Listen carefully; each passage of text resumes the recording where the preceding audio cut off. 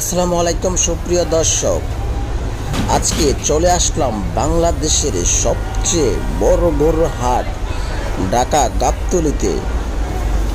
আপনারা দেখতে পাচ্ছেন গাবতলীর হাটে কত গরু। প্রতি বছরের মতোই এবারও গাবতলীর হাটে অসংখ্য দানবীয় গরু উঠেছে। তবে আমার সামনে আপনারা যে গরুটি দেখতে পাচ্ছেন, মাশাআল্লাহ, গরুটি বিশাল সুঠাম দেহের একটি দানবীয় ষাঁড় গরু।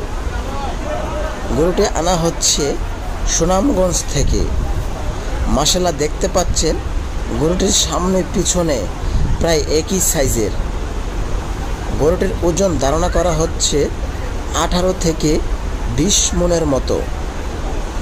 গরুর বিক্রেতা দাম চাচ্ছে 15 লক্ষ টাকা।